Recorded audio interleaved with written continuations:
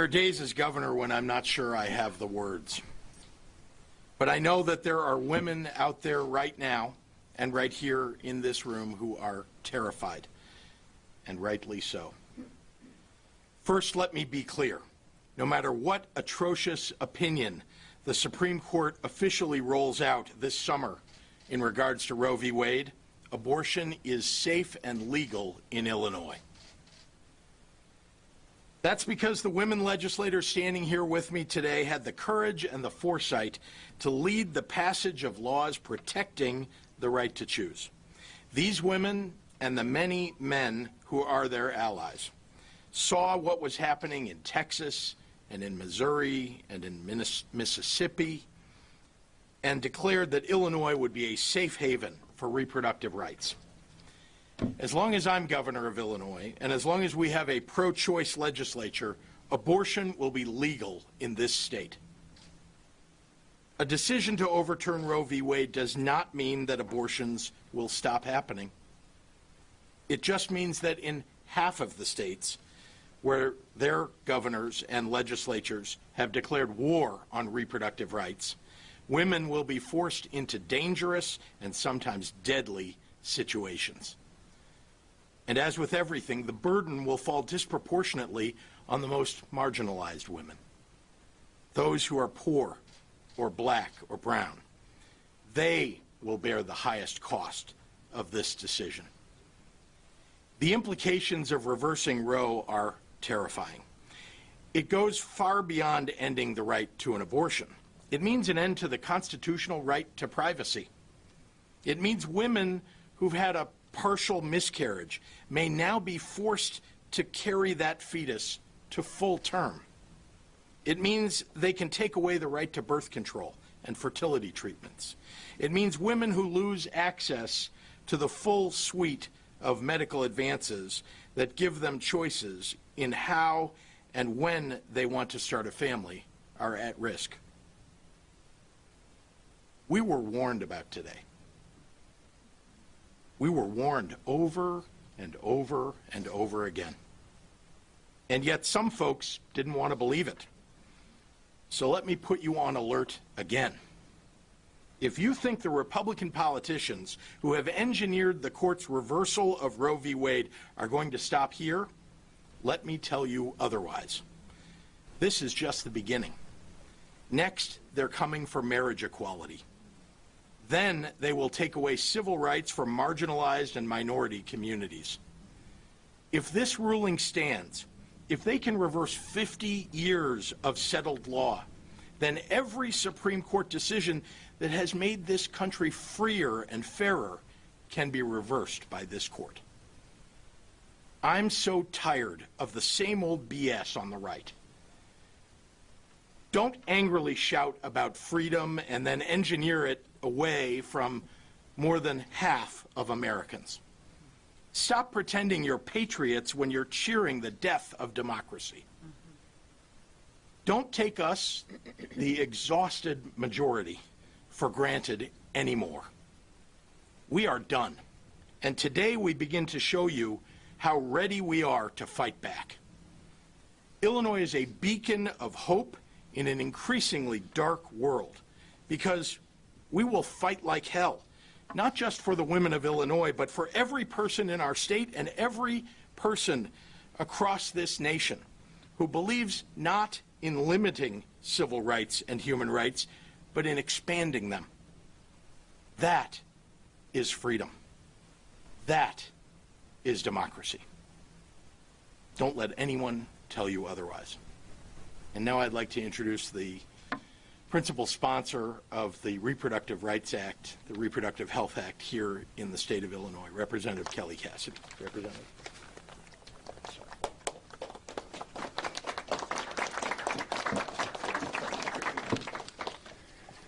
I spent a lot of time in the summer of 2019 saying what a difference a governor makes, and that remains true to this day. Thank you, Governor Pritzker, for your partnership. We were warned. We did know this day was coming. But it is important, and I'm glad Governor Pritzker started with this. This is a draft. Now, I don't think there's anyone at this podium with a great deal of optimism that it's going to change much. But it is a draft, and abortion remains legal in the U.S. right now, and it remains legal and will remain legal in Illinois for as long as we can hold that line. As someone whose mother had to cross state lines to give birth to me in the safest way possible that her doctor recommended but couldn't under New Jersey law, I've been on these front lines my whole life. We saw the warnings. Here in Illinois, we've done a lot of the work to build that force field, and I am so grateful to the people that we see here and so many others who helped us get that across the finish line. The important force field of House Bill 40 and the RHA and the repeal of the Parental Notice of Abortion Act to create that safe zone for reproductive health. As Governor Pritzker said, don't think for a minute that there was a drop of sincerity in any of the folks who were saying, we just want these rights to go back to the states, because they are already making clear they are coming for a national ban.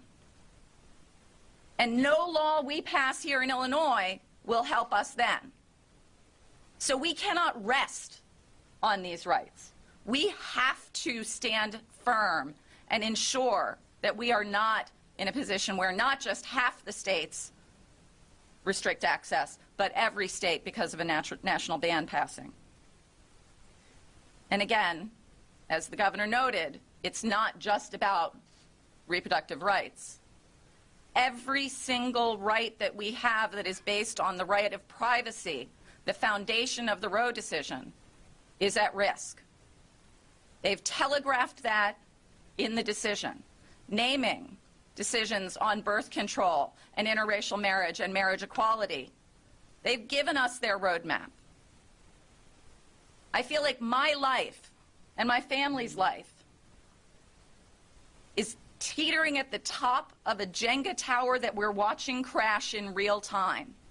My marriage, my children's relationship with their other mother, my right to bodily autonomy is all in the crosshairs.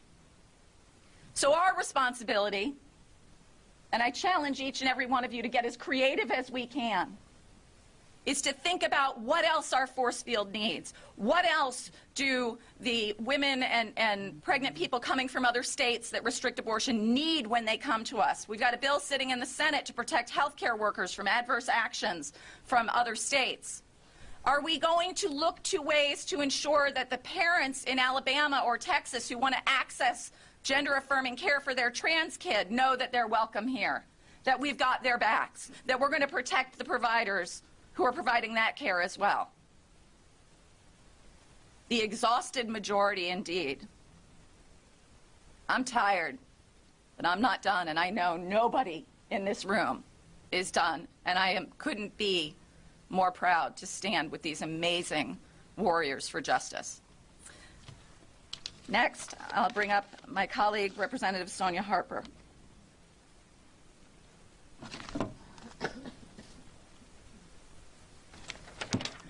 Thank you, Representative Cassidy. Thank you, Governor Pritzker. Today, I am angry. I'm angry for the women who feared this very moment, who in 2020 turned out in record numbers to protect reproductive freedoms. I am angry for the single mom of 4 experiencing a high-risk pregnancy in Mississippi who cannot afford to travel out of state for safe care. I am angry for the 14-year-old assault survivor in Ohio who's being further stripped of control over her own life. I am angry at the men who've decided that their right to bodily autonomy is freedom, but my right to bodily autonomy is illegal.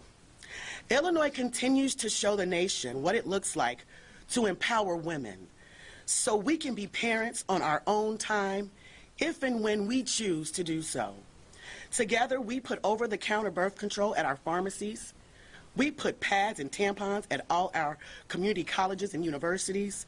We put privacy protections in place for our most vulnerable young people dealing with some of the hardest decisions of their lives. My colleagues and I are doing everything we can to expand health care. If Congress needs a lesson in how to do what is right, they can look right here at what we're doing in Illinois. Thank you, and next I'd like to introduce Leader Delia Ramirez.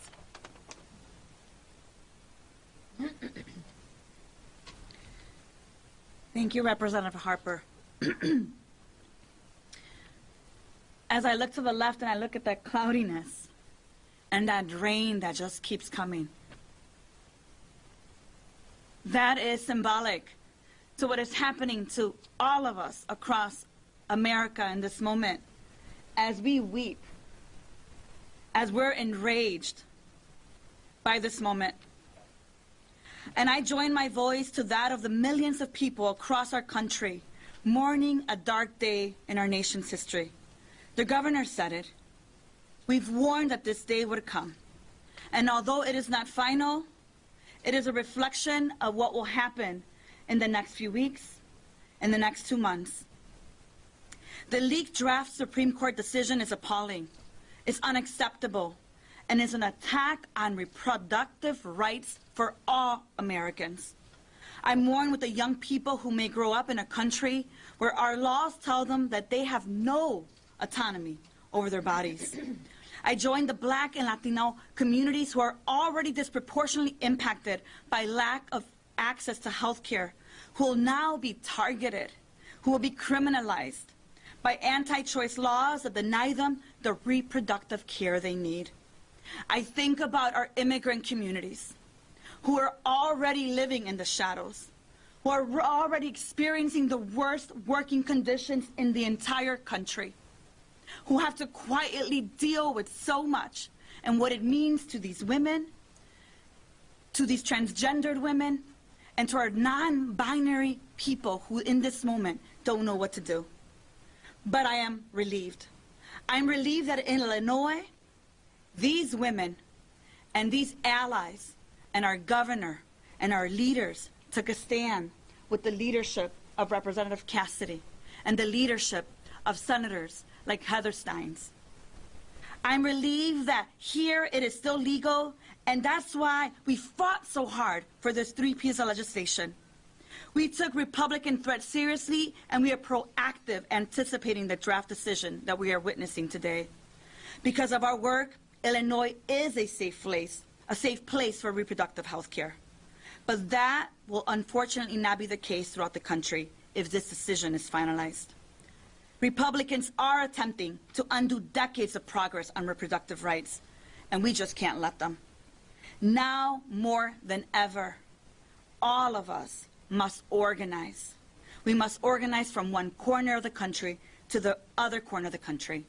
And we must know that Illinois will continue to lead to protect us all. En esta mañana, mi voz con millones de personas a través de Estados Unidos, lamento lo oscuro de esta historia. La decisión de la Corte Suprema contenida en el borrador filtrador a los medios de prensa ayer es un ataque a los derechos reproductivos de todos nosotros, pero particularmente de las comunidades de color que allá han estado sufriendo tanto. Lamento con los jóvenes que quizás crecerán en un país donde las leyes no le protegen y no le dejan hacer lo que ellos tienen que hacer con su propio cuerpo. Me uno con las comunidades latinos, afroamericanas y a todos ellos que todavía en este momento no tienen acceso en Texas y en otras partes de este país y tienen miedo a qué va a pasar con ellos. Y me paro firme con ellos y con todos mis colegas aquí a decir que aquí en el estado de Illinois estamos contigo.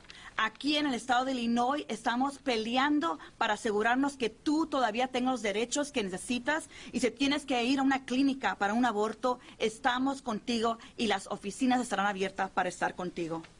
Ahora más que nunca nos organizamos y estamos juntos, porque en la unidad viene la fuerza. Y solamente juntos podremos salir adelante y asegurarnos que más de nosotros estemos en posiciones de liderazgo para protegernos a todos. With that said, I'd like to introduce to you a leader, a true partner, a true ally with women, with transgendered women, with non-binary people in fighting like hell for our reproductive rights. And that is our speaker, Chris Welch.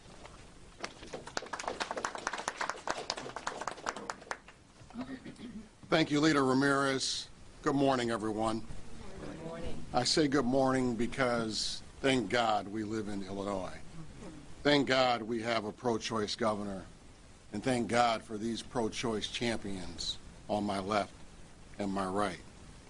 These are people that I'm proud to roll up my sleeves and go to work and go to fight for women's reproductive health rights each and every day we go to work in Springfield on behalf of the people. On January 22nd, 1973, our Supreme Court got it right. And let me tell you how impressive that decision was. 5 Republican-nominated justices and 2 Democrat-nominated justices in a 7-2 decision declaring a woman's right to make her own medical decisions deserves the highest level of constitutional protection. 5 Republican-nominated justices and 2 Democrat-nominated justices. The decision didn't fall on party lines. The decision wasn't even close because it was the right decision. Sadly, ever since January 22nd, 1973, this landmark decision has been under constant attack.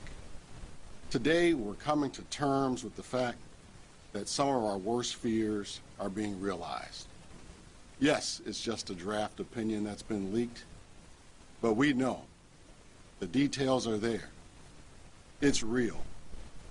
And we've warned you this conservative-packed Supreme Court could very likely overturn Roe versus Wade. We told you it was coming. We hoped this day would never come, but we warned you, and we are here. I've read the articles. I've read that draft decision too many times since it came out last night.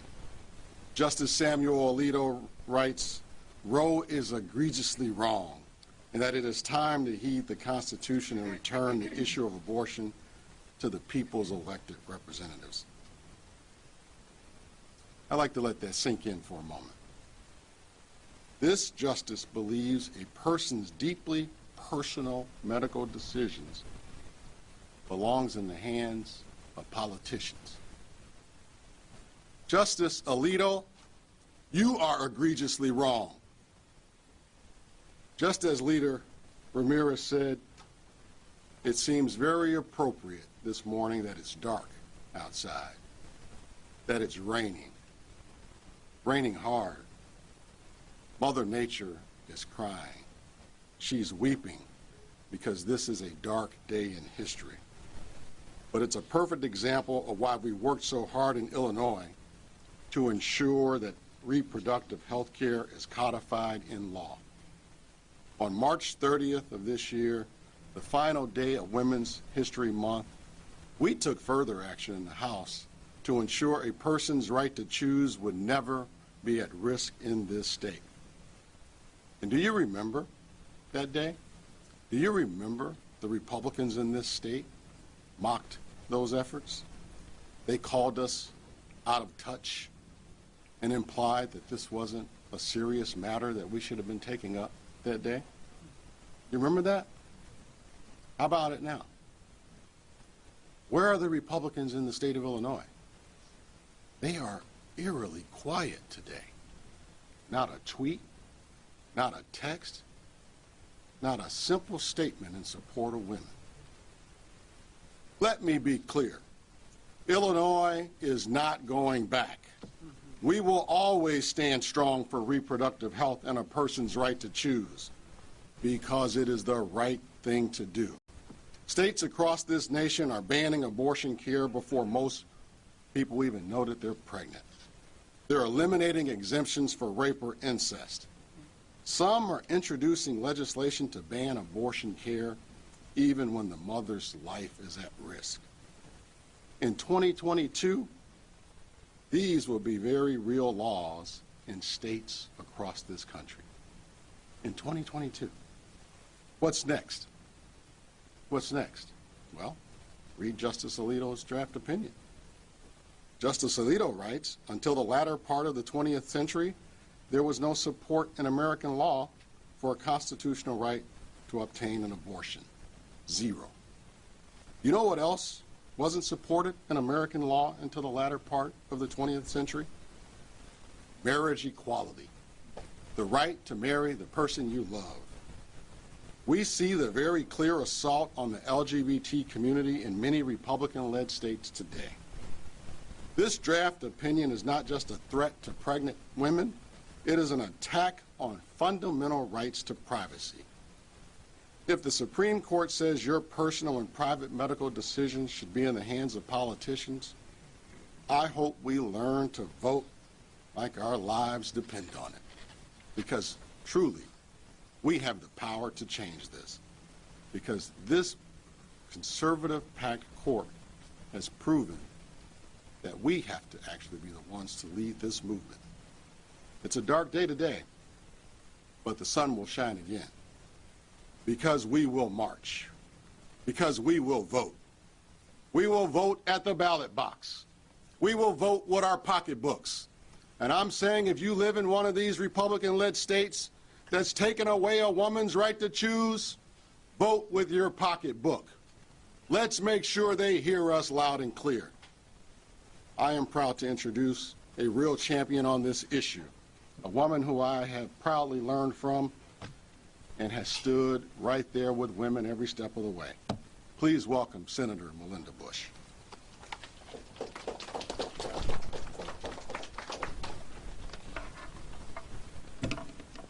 Good morning. I'd first like to thank the governor of the great state of Illinois for standing with women and understanding that in Illinois, we goddamn trust women to make their own decisions about their bodies. This is about bodily autonomy. No one other than the woman herself has a right to make those decisions. I'm sorry, I wish I had something prepared. But I'm going to speak from the heart. I was in high school in 1973 when women I knew had abortions. Some were hurt. Some traveled to other states where it was safe. Those that had the money to go went to New York. I cannot believe we are standing here today, since 1973, that women's bodily autonomy is under attack. No government has the right to tell a woman what to do with her body. I stood proudly with Representative Kelly Cassidy when we passed the Reproductive Health Act in the state of Illinois. And not one Republican voted with us to protect a woman's right to reproductive health. Not one. And believe me, I spoke with every one of them. Not one was willing to stand with women in the state of Illinois. And I'd like to thank those that came before me. Senator Feigenholz, Senator Heather Staines, who passed HB 40 to make sure there is no trigger law in the state of Illinois. If the Supreme Court should make this horrendous decision, there is no trigger that becomes a law in the state of Illinois. Thank you to those women and men who stood with us and fought with us. I'm just angry. I'm sure you all heard like I did last night, with texts starting to come across, trying to pick up news that was going on, reading this unbelievable draft opinion. I'm going to tell you what, I've got a right to vote in this country. I should have a right to my own reproductive health. I don't bear children any longer, but I am here to my dying day to stand with this governor and these women and men who believe in our rights as human beings. Thank you to everyone that's here today. Thank you, Governor Pritzker. I don't know where we would be without you. And now it is my great honor to introduce to you the President of the Senate of the state of Illinois, Don Harmon, who stood with us, who made sure those bills were called and passed into law. I am so, so grateful to you, as are all of the citizens of the state of Illinois. President Don Harmon.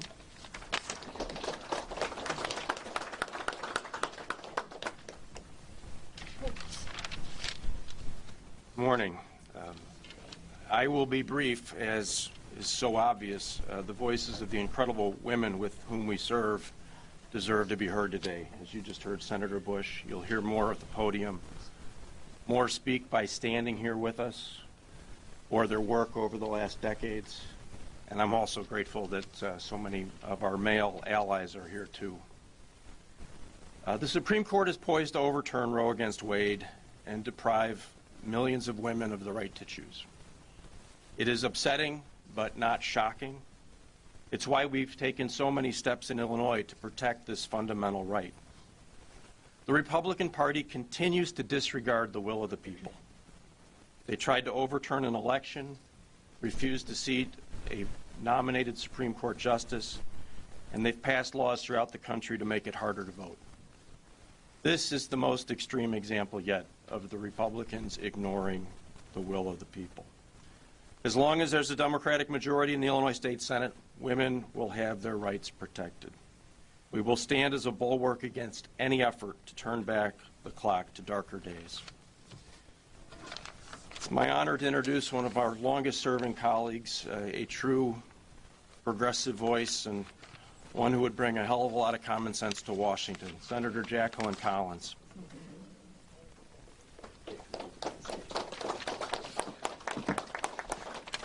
Good morning. I am so proud to stand here with my colleagues, the champions that have been on the forefront of this battle, along with the leadership of this state. Governor Pritzker, Lieutenant Governor Stratton, and all the other leadership, Speaker Welch, and again, President Harmon. Let me just say, let me be clear. This proclamation is vicious, deliberate, a deliberate attack on women, on poor women, on women of color, and on young women. The future we feared is here, and now is the time for clarity, intention, and action. The highest court in the land is saying to women, you have no power. The highest court in this land is saying to women, you have no value. The highest court in this land is wrong, and we here in Illinois will stand for equity. We here in Illinois will always protect the reproductive freedoms of Illinoisans. Today, that is not enough. In 2019, more than 7,000 non-residents came to our state to obtain legal, safe abortions, more than 2 times the number of women who sought refuge in 2014. We need more than just in-state protections. We must speak to the women of our nation sitting at home right now, paralyzed by pure terror. Here and now, let us reassure them that the state of Illinois will remain a beacon of hope. Illinois will not fail them. When a woman comes to us, she will be safe, she will be welcomed, and she will have the freedom to make decisions about her own body without a court that has no compassion, no vision, no sense of true justice, smashing her right to choose. The nation, the world is watching us. What we do next will have ripple effects on the rights of women, people of color, and queer people.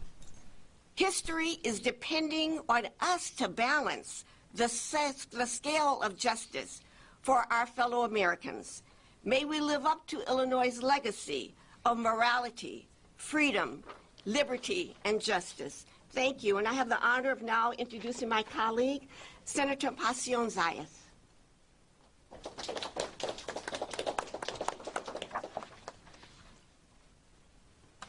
Devastated, speechless, shocked, appalled, stunned, incensed, scared. Those are some of the words that passed through the minds as the chilling news broke last night about a draft opinion to overturn the precedent of self-determination for generations of women and people assigned female at birth. Reproductive rights and bodily autonomy are the most basic, fundamental human rights. This is not a drill. This is not a test, nor a dress rehearsal. We have seen this many times before with the assault on Black lives, on immigrant rights, on LGBTQ rights, on disability rights, on Native Americans, on Latinos. This moment is the rally cry and a defining time that draws a line in history. Should the leaked draft be the final opinion, we have a mandate. We have a mandate to demonstrate relentlessly at every corner of federal government and lock arms with our sisters and our siblings to deliver the codification of Roe versus Wade and to end the filibuster. It's up to us to do the organizing work and apply the pressure because our lives are literally on the line. We have the responsibility locally to coordinate life-saving mutual aid that includes abortion funds, transportation, and enacts radical hospitality for anyone living and traveling to Illinois who needs access to a safe abortion.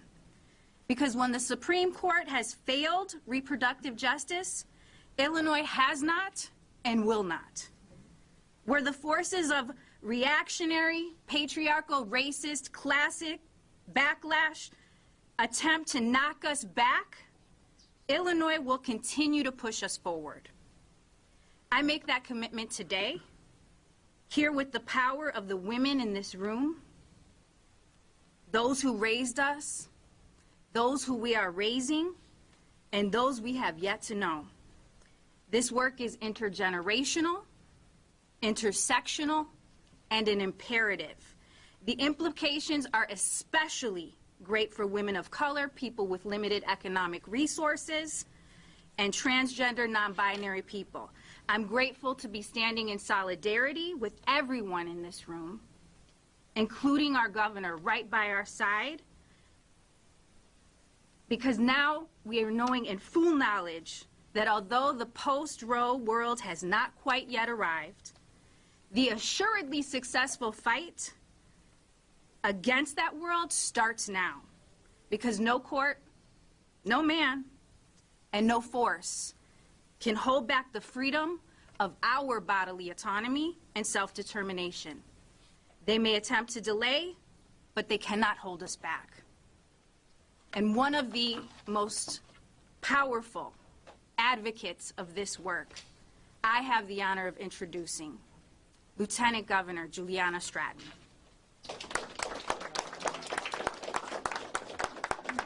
Thank you so much, Senator Pacion Zayas, for that introduction. I am Juliana Stratton, and I use she, her pronouns. I won't mince words. I'm angry that we must stand here today. I'm angry because the basic premise that women are people, people with hopes, with dreams, with rights, can still be treated as a matter of debate. I'm angry that the conversation that I had to have with my adult daughters last night was about how anyone could dare try to tell them what they can or cannot do with their own bodies. A constitutional right afforded to their mother, but is threatened to not be so for their generation. Think about that. I'm angry because the very moment women were gained the right to an abortion, Republicans have fought tooth and nail to not only overturn Roe v. Wade, but to take away the very freedom of choice. And you have to ask yourself, to what end? What is the end goal that you would be so intently focused on controlling someone else's uterus? Clearly, they don't trust women. Because bodily autonomy is not just about the here and now, it's also about self-determination for our futures. I think of someone who's a first-generation college student, whether from an urban or a rural community, who is on the path to secure the educational and economic opportunities her family never had, whose life and prospects can be so swiftly derailed by an unwanted pregnancy. I think about the black women who would literally die. Structural racism and misogyny have already claimed far too many lives in our community, with black women's maternal mortality rate already 2 to 3 times higher than that of white women. In fact, one study projects that without access to safe legal abortions, that number will increase by over 30%. And I think about access to contraception. I think about marriage equality and trans rights and voting rights and all the other rights that are at stake and far more tenuous if Roe v. Wade is overturned. Let me make this clear. This is not about the sanctity of life. This is about dictating who gets to choose what their life looks like and what their quality of life should be. If Roe v. Wade is overturned, it will only be the beginning of a dark reality where states across this nation will try to see just how far back they can push the clock and how many rights they can strip away. I'm angry, but I am not surprised. Advocates and activists and women in particular have been sounding this alarm for years. Some said they were overreacting. Or, as so often is the case, women were ignored or talked over, or shushed. But in Illinois, we listened. We listened to the voices of women. And that's why we fought to protect bodily autonomy, so that no matter what is facing the rest of the nation, it's guaranteed that Illinois is a safe place where your voices and your experiences matter. A place where we trust women, full stop. As of now, every person in America, cis, trans, or non-binary, still has the right to an abortion. But it pains me to say that we don't yet know if that will remain the case. But here's what I can say for certain. With all of these incredible allies and advocates standing with me, here in Illinois, we will not go back. Not on our watch. Thank God for Governor Pritzker, and I will bring him back up at this time to answer questions. Thank you.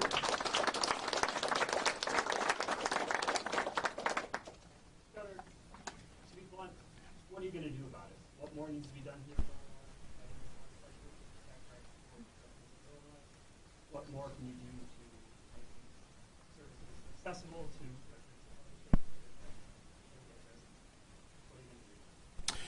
Well, let's start with this, that the federal government now, the Congress, will have the ability to take a vote on whether to further restrict women's rights.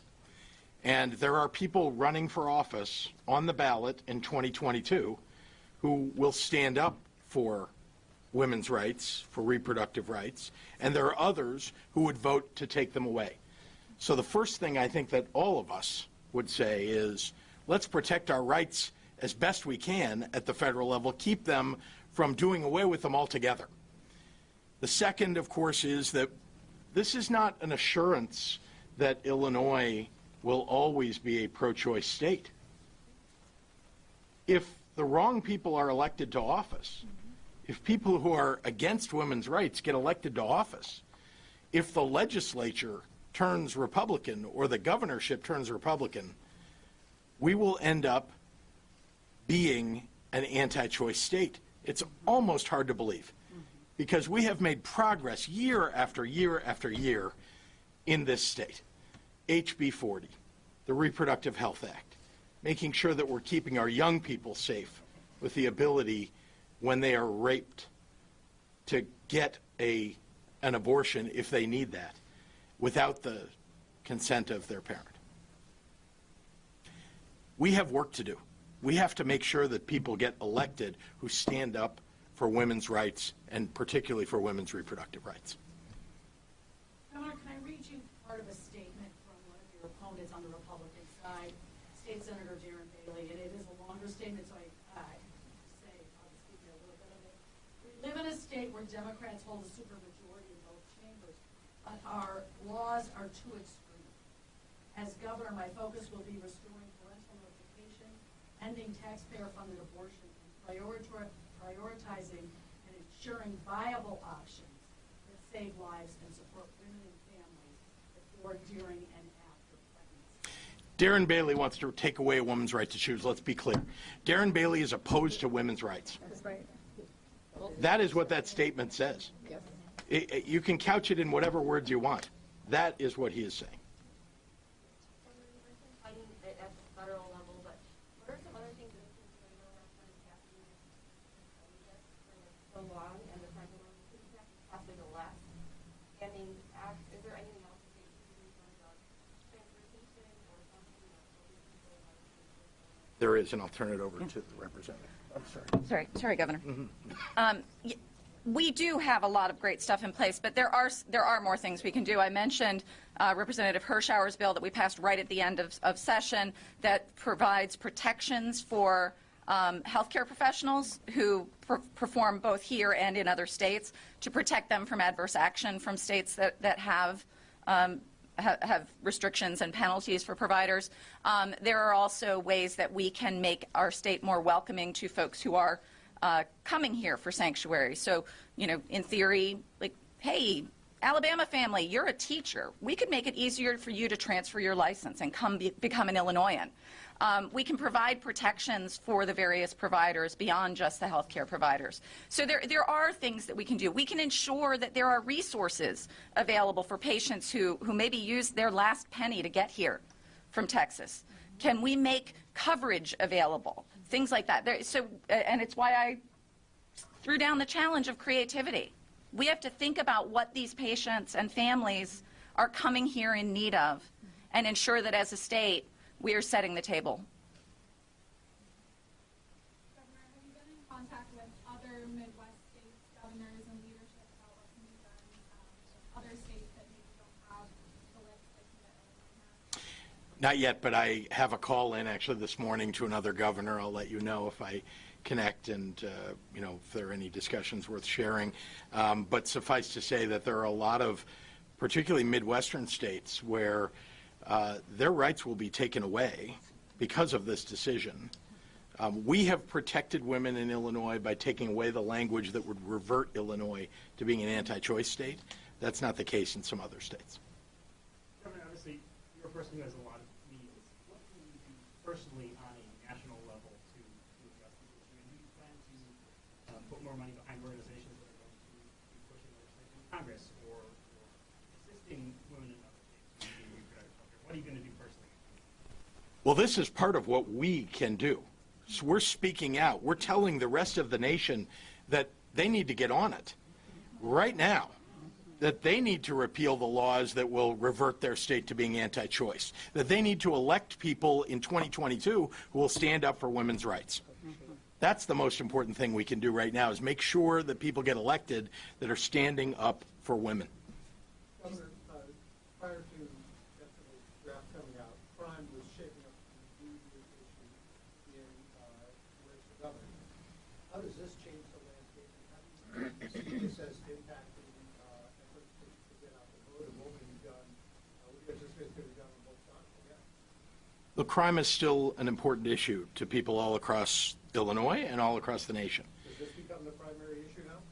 Well, what I can tell you is that you are going to see marches. You are going to see activism like you haven't seen for quite some time. Think January 20th of 2017. Think January 21st of 2017, the Women's March. That was an amazing sight. I think all of us who marched, all of us who care about women's rights are going to be out there marching, speaking out, making sure that the Supreme Court, as well as the Congress, and voters all across this nation know how we feel. Last question. Could I just have a clarification on the parental notification? Yes. There are polls that show 75%. I'm sure there are other polls that show something else, but there are those who are opposed to the parental notification changes that were made. Do you support taking away parental notification? I did, and I signed the bill because this is about protecting, in particular, the most vulnerable young people. That's what it's about. It's not about your child or my child. It's about the children who live in homes where they are not safe.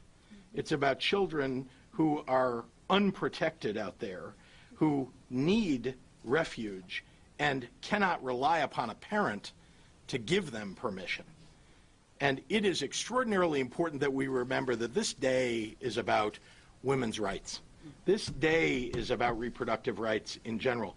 Every right that we have had for 50 years in this country for the women who stand here and women all across this nation, all of it is at stake now. You heard about, it's not just that they're taking away reproductive rights, it's that this is a slope that they are headed down that is going to take away all of the rights that were granted as a result of the right to privacy. It's a constitutional right to privacy determined by the court 50 years ago and reinforced along the way.